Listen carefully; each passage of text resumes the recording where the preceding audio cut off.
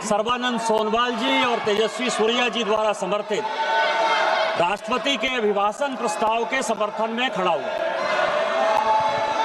सभापति महोदय, यहाँ किताब पर चर्चा चल रही है, एक किताब पर चर्चा चल रही है, वो किताब जो आज तक छपी ही नहीं। मैं आपके माध्यम से सदन को उस किताब के बारे में, उन किताबों के बारे में बताना चाहता हूं जो नेहरू परिवार, कांग्रेस परिवार के गद्दारी, मक्कारी, भ्रष्टाचार और अय्यासी से भरा पड़ा है, और वो सब छपी हुई किताब है सर। पहली किताब ये है एडवीना एंड नेहरू। भारत जो स्वतंत्र हुआ तो किस तरह से पाकिस्तान का बंटवारा हुआ और किस तरह से भारत के पहले प्रधानमंत्री अय्यासी कर रहे थे, इस किताब में मैं उसका जिक्र करना चाहता हूं, मैं उसको कोट करना चाहता हूं।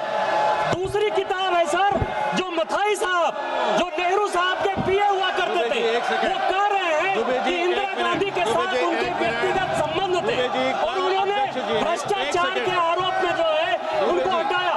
ये बोलने दिया जाए सर, और मैं उन किताबों का जिक्र कर रहा हूँ, मैं सारी किताबें लेकर आया हूँ जिन्होंने अय्यासी, मक्कारी और भ्रष्टाचार से पीड़ित इस कांग्रेस का हाल ये सारे देश को समझना चाहिए।